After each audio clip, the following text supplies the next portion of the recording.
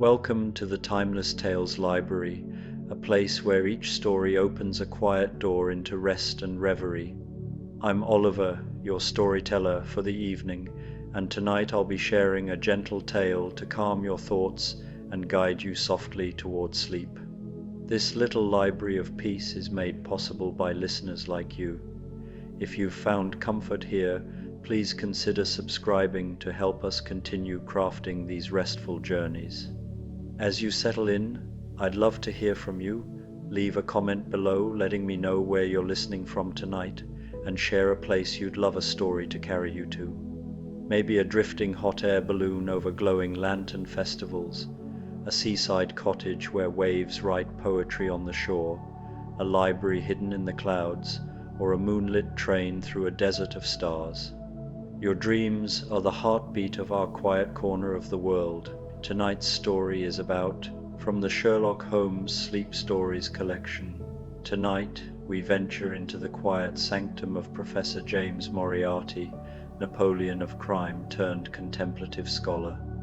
In the gentle lamplight of his study, mathematical equations dance like lullabies across blackboards, while the brilliant mind that once orchestrated chaos now finds peace in the elegant rhythms of pure mathematics. Let his evening of scholarly reflection guide you toward your own restful slumber. Now, close your eyes and breathe slowly. Tonight, you're not in your room. You are descending into the sunken library within the Timeless Tales Library. Here, the air is thick with peaceful silence, and the light is soft and hazy, filtering down from the water's surface far above. Every shelf is covered in smooth green moss, and the books glow with a soft bioluminescent light. The only sounds are the gentle currents and the occasional brush of a fish's tail. Feel yourself sink deeper, your body becoming as weightless as a page adrift in the water. Your bed is a soft bed of sand at the bottom of this quiet sea, cradling you securely. Release your jaw, your shoulders, and your hands. Let the pressure of the day lift from you, rising to the surface like a stream of bubbles. Let the stories of the Timeless Tales Library drift into your imagination like schools of colorful silent fish. Sherlock Holmes, Professor James Moriarty, and the Evening Calculations. The gaslight flickered gently against the tall windows of Professor James Moriarty's study, casting soft, wavering shadows across walls lined with leather-bound volumes of mathematics, astronomy, and natural philosophy. Outside, London's evening fog had begun its familiar descent, wrapping the city in a cottony embrace that muffled the distant clip-clop of horse-drawn carriages and the soft murmur of voices from the street below. The year was 1895, 2 years since the supposed tragedy at Reichenbach Falls, and the world believed Professor James Moriarty to be nothing more than a memory, a brilliant mind lost to the depths of a Swiss waterfall. But here, in this sanctuary of learning tucked away in a quiet corner of Bloomsbury, the professor lived on, reborn not as the Napoleon of Crime, but as a devoted scholar whose greatest battles now took place on blackboards covered with elegant equations and theoretical proofs. Professor Moriarty sat in his favorite armchair, a deep burgundy leather piece worn smooth by years of contemplation, with a cup of chamomile tea cooling on the small mahogany table beside him.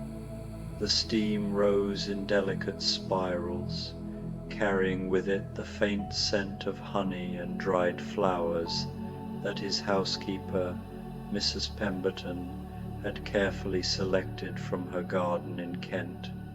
His long, pale fingers traced slowly across the pages of a mathematical treatise, pausing occasionally to make a gentle notation in the margins with his fountain pen, a gift from a colleague at Cambridge who had welcomed him back to academic society under his carefully constructed new identity. The events that had once defined him, the great game of cat and mouse with Sherlock Holmes, the elaborate criminal enterprises that had stretched across continents, the dangerous pursuits that had ultimately led to that fateful confrontation at the falls, seemed now like memories from another lifetime, fragments of a fever dream that had consumed years of his existence. In the months since his supposed demise, Moriarty had discovered something far more satisfying than the thrill of criminal enterprise, the pure, crystalline beauty of mathematical truth. Here, in the quiet sanctuary of his study, surrounded by the accumulated wisdom of centuries, he had found a different kind of power, one that brought peace rather than turmoil, understanding rather than manipulation. The transformation had not been immediate. Those first weeks after Reichenbach, hidden away in a modest cottage in the Swiss mountains while the world mourned his passing, had been filled with restless energy and half-formed schemes for revenge. But gradually, as the alpine silence worked its magic and the simple rhythms of mountain life slowed his racing mind, Moriarty had rediscovered the pure joy of mathematical contemplation that had first drawn him to academia decades earlier, before ambition and the lure of criminal enterprise had corrupted his gifts. Tonight, as was his custom, the professor had settled into his evening routine of scholarly meditation. The day's correspondence lay neatly stacked on his desk, letters from colleagues at Cambridge and Oxford who knew him now as Dr. Marcus Thornfield, a reclusive but brilliant mathematician whose papers on number theory had begun to attract attention in academic circles. There were invitations to present papers at mathematical societies, requests for his insights on complex theoretical problems, and gentle inquiries about his health from fellow scholars who worried about his hermit-like existence. His reputation in academic circles had been quietly rehabilitated through careful work and the sponsorship of several influential mathematicians who had known him in his younger, more innocent days.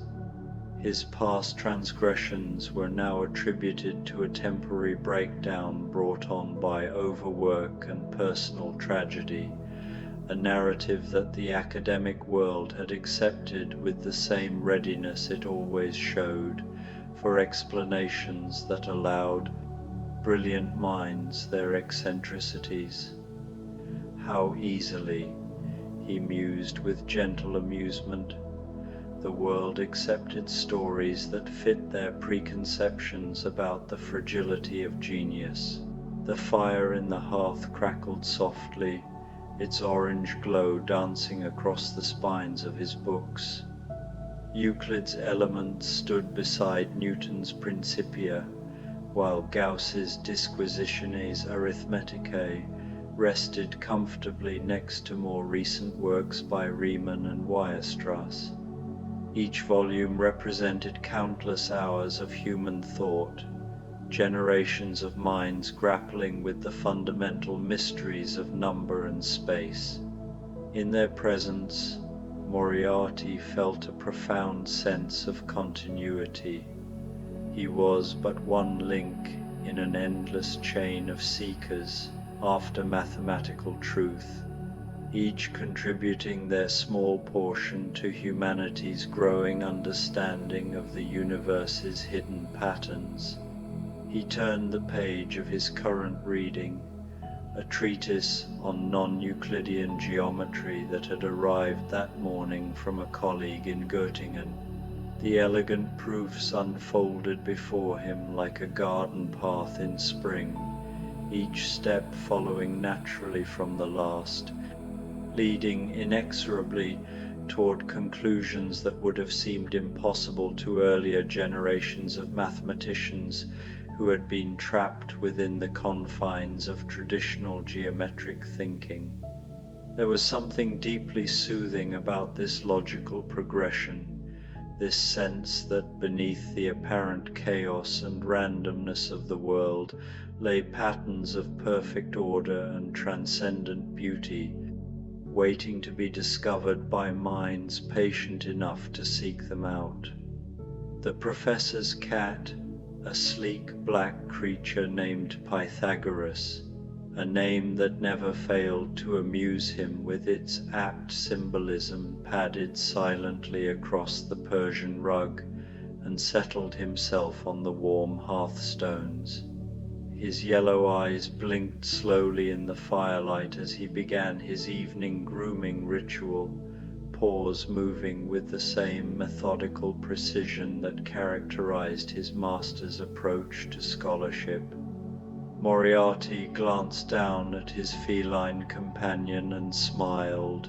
Even Pythagoras understood the value of routine, the comfort found in familiar patterns repeated night after night in an endless cycle of contentment.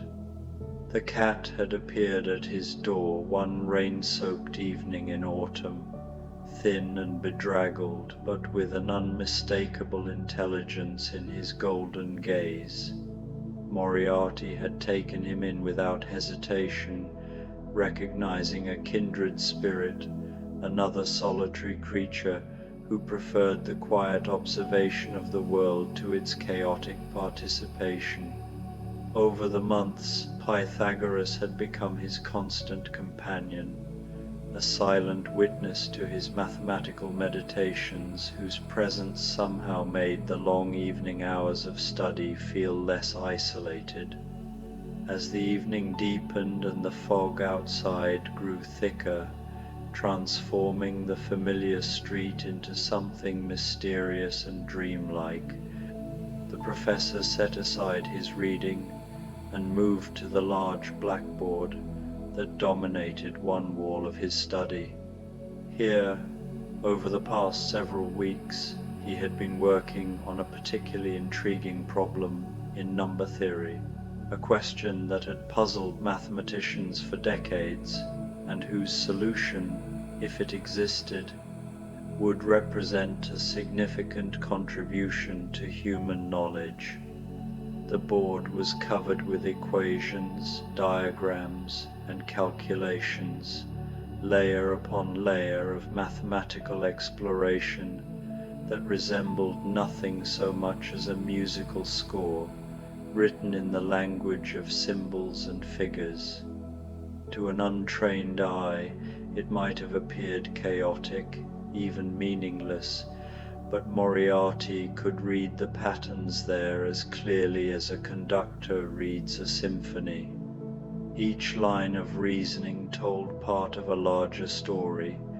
Each failed attempt contributed to the growing understanding of why the problem had proven so resistant to solution. Taking up his chalk, Moriarty began to write, his movements slow and deliberate. Each number, each symbol was placed with careful consideration, part of an intricate dance of logic and intuition that required both rigorous reasoning and creative leaps of imagination.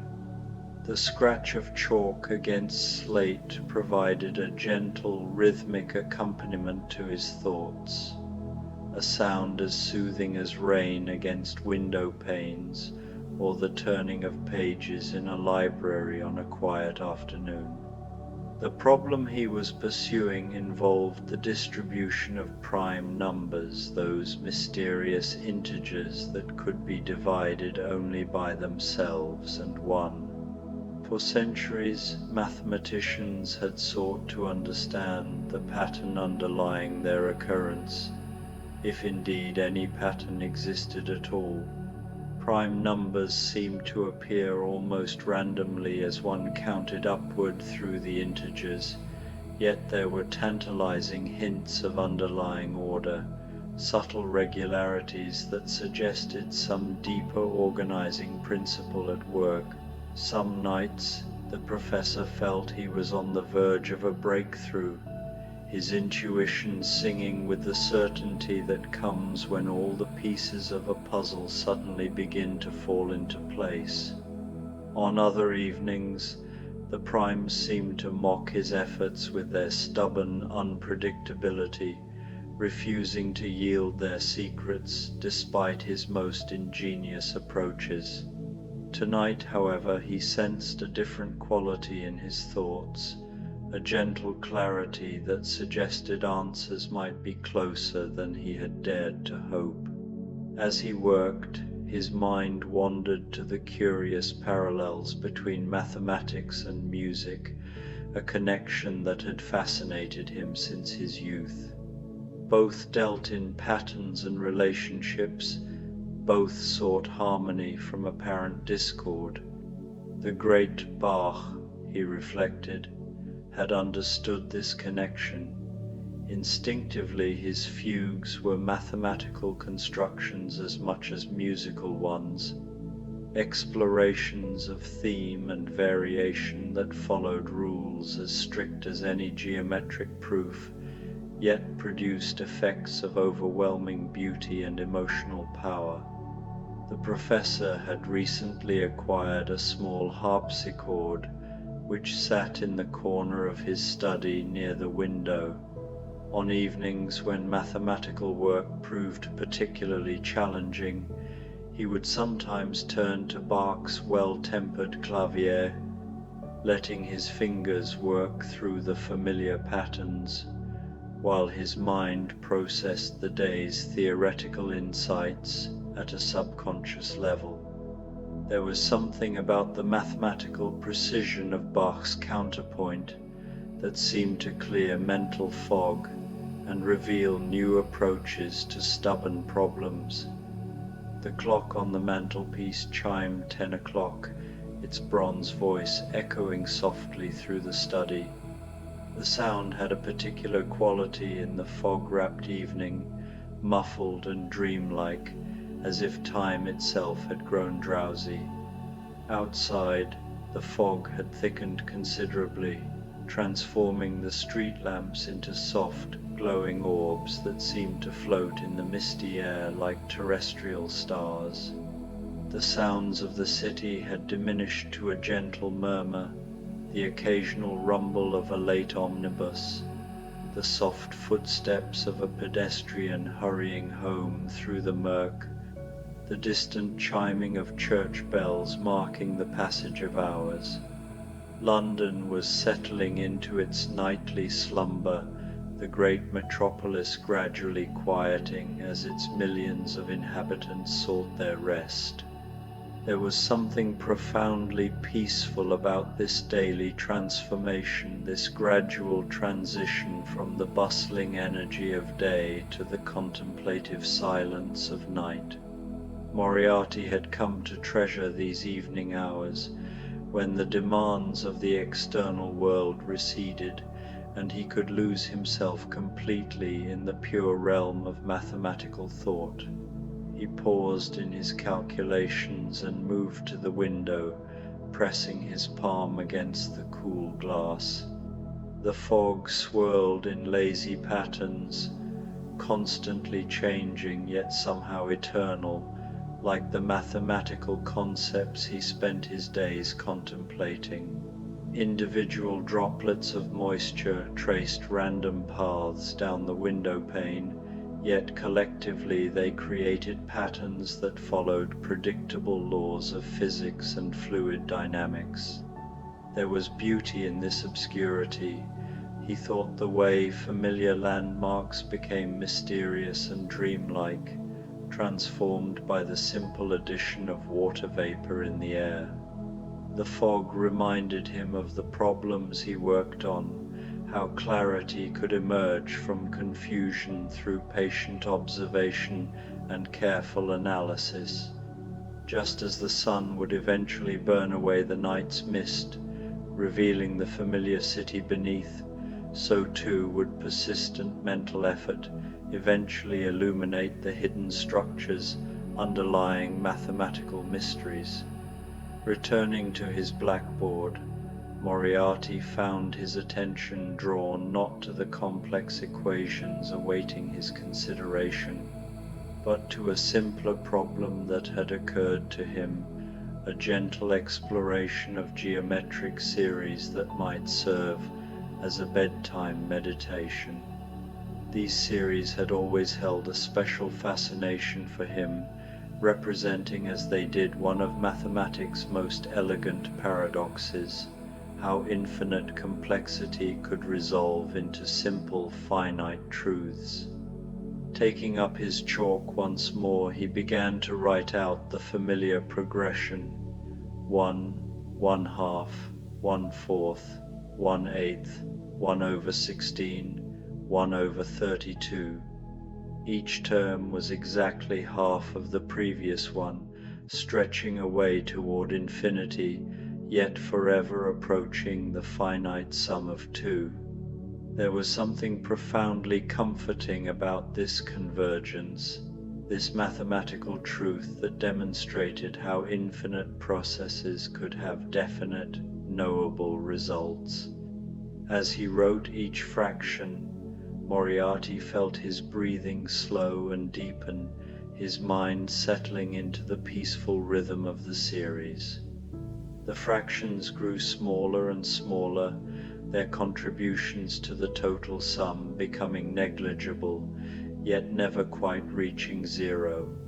It was a perfect metaphor for the way thoughts settled towards sleep, each mental activity becoming quieter and more distant until consciousness itself approached the peaceful limit of rest. The professor had discovered in recent months that mathematics could serve as a form of meditation every bit as effective as the practices recommended by Eastern philosophers or Christian mystics. The act of following logical arguments, of seeing how conclusions emerged inevitably from premises through the pure operation of reason, induced a state of calm focus that quieted the restless activity of ordinary thought.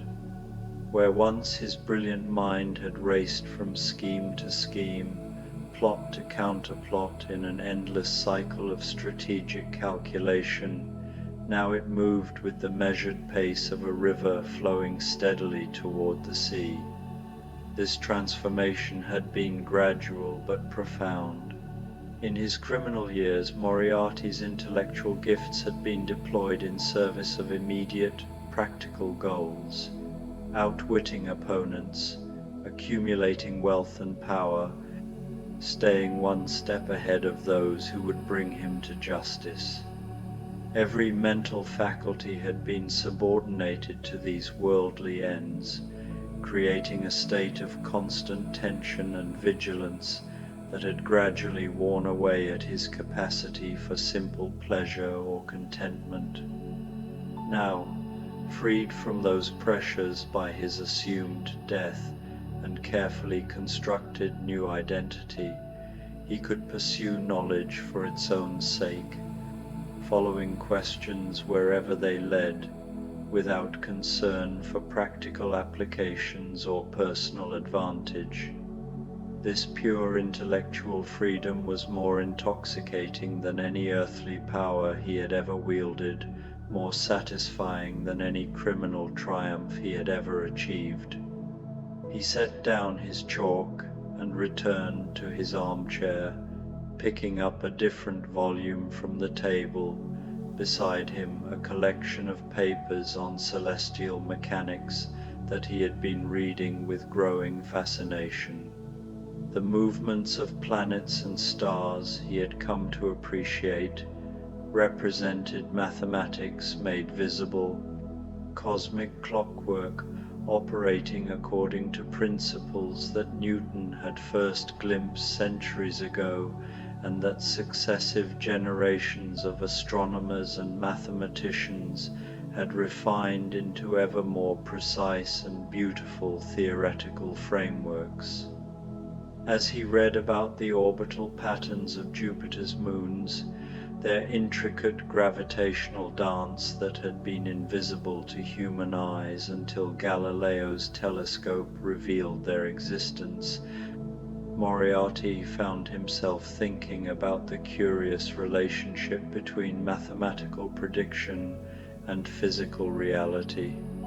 That human minds, armed with nothing but reason and careful observation, could predict the precise position of celestial bodies months or years in advance, struck him as one of the most remarkable achievements of the species. Here was power of a different sort than he had once pursued, not the power to manipulate and control human behavior for personal gain, but the power to understand and predict the fundamental operations of the universe itself. The equations that governed planetary motion were the same whether applied by saint or sinner, criminal mastermind or village schoolteacher. Mathematics recognized no social distinctions, acknowledged no personal agendas. It simply was eternal and unchanging, available to any mind willing to make the effort to comprehend it. The fire had begun to die down, the dancing flames giving way to a bed of glowing coals that radiated steady warmth throughout the study. Pythagoras had curled himself into a perfect circle on the hearthstones, his breathing deep and regular, occasionally interrupted by the soft rumbling of a contented purr. The fog pressed closer against the windows, creating an intimate cocoon around the study that shut out the larger world and its concerns, making the room feel like a ship's cabin sailing through clouds toward some peaceful harbor. Moriarty closed the astronomy text and allowed his gaze to wander around his study, taking inventory of this sanctuary he had created for himself. The shelves held not only his mathematical library but also volumes of poetry, Wordsworth and Keats, whose appreciation of natural beauty complemented his own growing wonder at the patterns underlying creation, and Tennyson, whose In Memoriam had provided unexpected comfort during his early months of exile and reinvention. In one corner stood a small collection of mineral specimens that he had begun acquiring from a dealer in Piccadilly crystals and gems, whose geometric structures testified to the mathematical principles that operated even at the molecular level. Each specimen represented billions of years of patient geological processes, atoms arranging themselves according to immutable laws of chemistry and physics to create objects of startling beauty and perfect symmetry.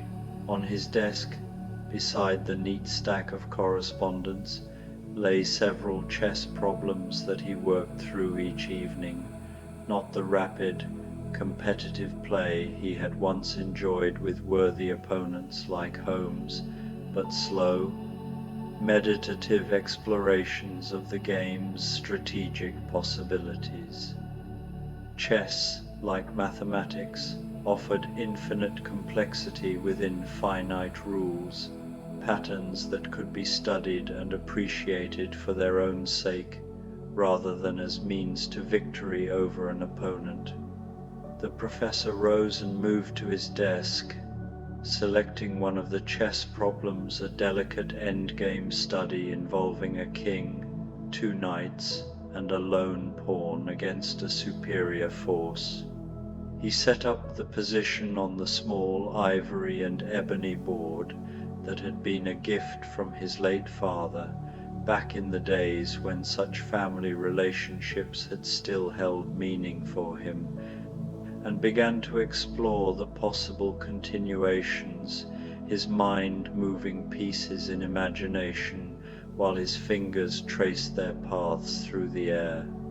The problem was beautiful in its simplicity, white to play and draw despite material disadvantage. Such positions were miniature works of art, composed by chess masters who sought to distill the game's essence into a few pieces arranged in precise relationships that would produce moments of tactical and strategic perfection. As he considered the position, Moriarty reflected on how different this evening pursuit was from his former obsessions. Where once he had sought to impose his will upon circumstances, bending situations to his desired outcomes through force and cunning, now he sought to understand the inherent logic of positions, to discover the harmony that existed within apparent chaos. The chess problems taught patience and humility, qualities that his younger, more arrogant self would have scorned, but that he now recognized as essential to any deep understanding of complex systems. The solution to the chess problem began to emerge, not through aggressive calculation, but through patient observation of the pieces' relationships, the knights working in concert with their peculiar L-shaped moves could establish a fortress that the enemy king could never breach, creating perpetual balance rather than decisive victory. There was something deeply satisfying about this conclusion, not triumph over an opponent, but equilibrium achieved through perfect understanding of the position's hidden possibilities. Moriarty reset the pieces and worked through the solution slowly, savoring each move like a connoisseur appreciating fine wine. The knights danced their careful dance, maintaining their defensive formation while the enemy king prowled the edges of the position, forever seeking an entry that would never come. In this miniature drama, played out on 64 squares, lay a perfect metaphor for the kind of peace he had found in his new life, not the peace of victory or defeat, but the deeper peace that came from understanding fundamental patterns and accepting their implications. The study's atmosphere grew ever more intimate as the evening progressed. The gaslight had dimmed to a warm golden glow that made the book's spines gleam like jewels and cast dancing shadows that seemed almost alive.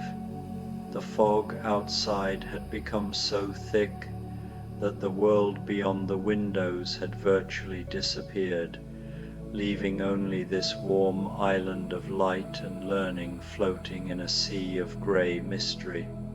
The clock chimed 11, its gentle voice barely disturbing the study's tranquil atmosphere. The professor rose and added another small log to the fire, stirring the coals until fresh flames began to lick at the bark.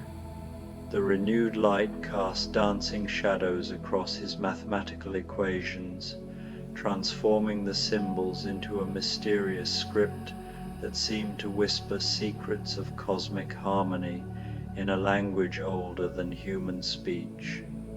He poured himself another cup of tea from the pot that had been keeping warm on the hearth's edge, adding a spoonful of honey that dissolved in golden spirals through the amber liquid.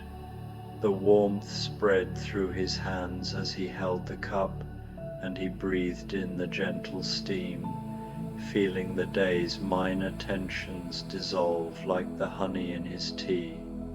Mrs.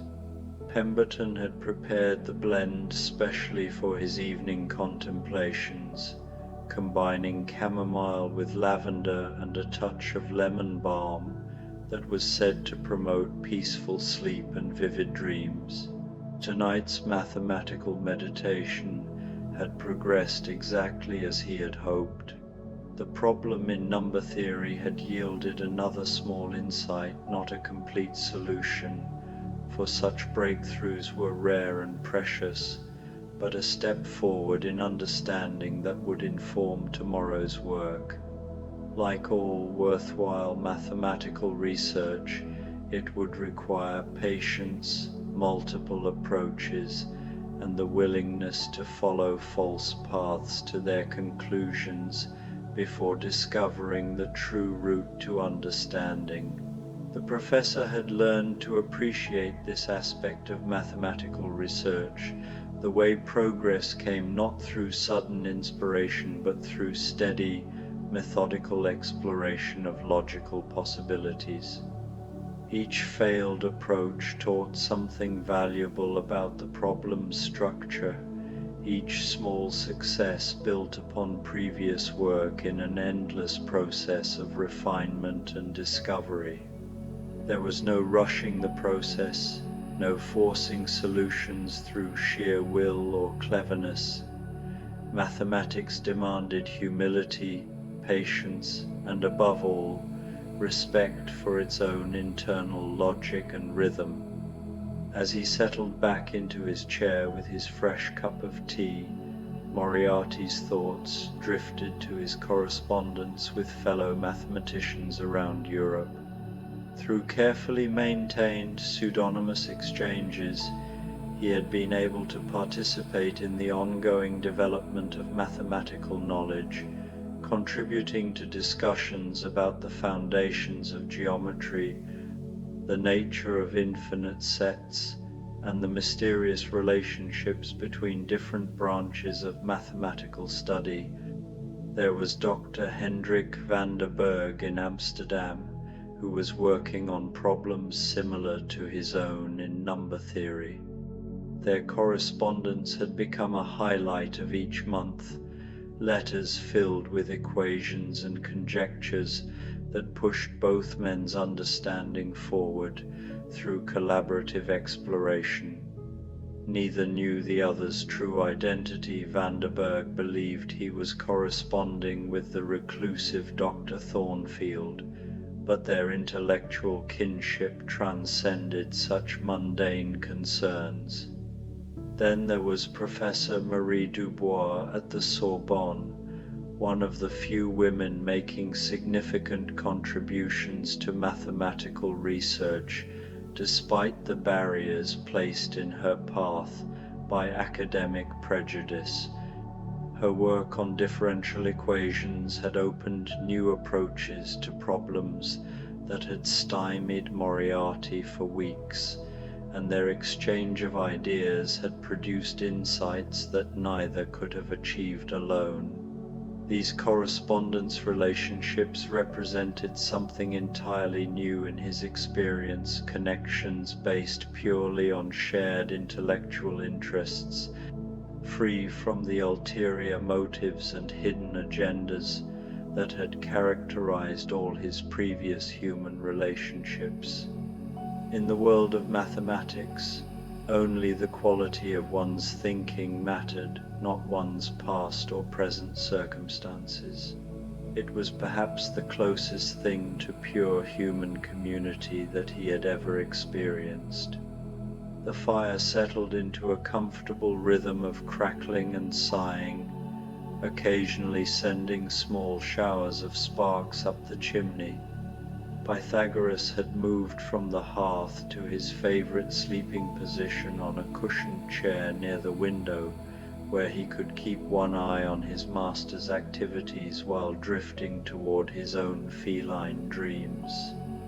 The cat's presence had become an essential element of these evening meditations, a reminder that contemplation and companionship could coexist in perfect harmony. As midnight approached, Moriarty began his evening ritual of preparing the study for the night ahead. This process had evolved over months into a sequence of small ceremonies that marked the transition from active work to restful preparation for sleep. Each element served both practical and psychological purposes, creating a gentle bridge between the day's intellectual activities and the night's regenerative rest. He carefully cleaned his blackboard, erasing the day's exploratory work but leaving the fundamental equations that he would return to tomorrow. The temporary calculations disappeared under the soft cloth, but their essence remained in his memory, ready to be reconstructed and built upon when fresh energy made deeper insights possible. There was something both melancholy and hopeful about this nightly erasure, the acknowledgement that today's work was complete while tomorrow's possibilities remained infinite. The chess set was packed away with the same care he had once devoted to more sinister tools, each piece finding its designated place in the felt-lined box. The mathematical texts were returned to their proper places on the shelves, spine aligned with spine in the careful order that made any volume instantly accessible when needed. His correspondence was sorted into neat piles, letters requiring responses, papers to be read, and problems to be considered during tomorrow's work sessions. Pythagoras, sensing the approaching end of the evening's activities, stretched luxuriously and padded toward the door that led to his favorite sleeping spot in the kitchen, where a comfortable basket awaited near the still warm cooking stove. His departure was always the final signal that the day's work was truly done, that even the most devoted scholar must eventually surrender to sleep's necessity. The professor turned down the gas lights one by one, leaving only a single flame burning low beside his reading chair. This final light would remain burning through the night, a gentle beacon that transformed the study from an active workspace into a peaceful sanctuary where dreams could safely unfold. The fire had settled into a bed of glowing coals that would keep the study warm through the night, ready to spring back to life with the addition of fresh kindling when Mrs. Pemberton arrived in the morning to begin another day's routines. Before retiring to his bedroom, Moriarty made one final circuit of his study, his fingers trailing along the familiar spines of his books, pausing at volumes that held particular meaning for him. Here was Bertrand Russell's groundbreaking work on the foundations of mathematics, still controversial but undeniably brilliant in its attempt to reduce all mathematical knowledge to logical principles. There stood the elegant analysis of Henri Poincaré, whose insights into the nature of mathematical discovery had illuminated the mysterious process by which new knowledge emerged from the depths of trained intuition. Each book represented not just accumulated knowledge but the gradual progress of human understanding, generation building upon generation, in the endless quest to comprehend the patterns underlying reality. Standing among these volumes, Moriarty felt himself part of something far greater than any individual achievement, a collective human enterprise that stretched back to ancient Greece and forward into an unlimited future of discovery and wonder. The fog had grown thicker still, pressing against the windows like a living thing seeking entry into the warm sanctuary of the study. But the room remained a haven of warmth and light, a space where questions could be pondered without urgency, where the mind could wander through landscapes of pure thought, as peaceful as any earthly garden and far more reliable in their beauty. Standing in his doorway, the professor took one last look at his evening's work. The blackboard held tomorrow's equations in their patient readiness. The books stood in their orderly ranks, like faithful soldiers awaiting the next day's campaigns, and the dying fire cast gentle shadows that seemed to dance with mathematical precision across the walls. Tomorrow would bring new problems to consider, new insights to pursue, new connections to discover between seemingly unrelated areas of mathematical knowledge. But tonight's work was complete, not finished, for mathematical work was never truly finished, but brought to a natural resting place where it could wait patiently for the next day's renewed attention. As he climbed the stairs to his bedroom, James Moriarty felt the deep satisfaction that comes from hours spent in worthwhile pursuit. His mind, once a precisely calibrated instrument of calculated chaos and criminal enterprise, had found its true calling in the exploration of eternal mathematical truths. The great game of crime and punishment, of thrust and parry with worthy opponents like Sherlock Holmes, had been replaced by a greater game, the patient unraveling of mathematics' infinite mysteries, a pursuit that offered challenges as complex as any criminal scheme, but rewards that transcended any earthly victory. In his bedroom, as he prepared for sleep in the ritual of night clothes and final preparations, the professor could hear the soft whisper of fog against the windows, the distant chiming of church bells marking the midnight hour, the gentle settling sounds of an old house finding its rest after another day of quiet scholarship. These were the lullabies of his new life, gentle and reassuring sounds that carried him toward dreams filled not with schemes and plots, not with the elaborate machinations that had once consumed his waking hours, but with elegant equations and beautiful proofs, mathematical landscapes where order reigned eternal and peace was the only victory worth seeking. The last thought to cross his mind before sleep claimed him was a fragment of geometric poetry that had occurred to him during his evening's work, the way parallel lines, though they never meet in finite space, define infinity through their eternal separation, forever approaching, yet never touching, like asymptotes in a cosmic equation too vast for human comprehension. In this paradox, as in so many mathematical truths he had discovered in his months of scholarly meditation, lay a kind of wisdom that no amount of worldly cunning or criminal intelligence could provide.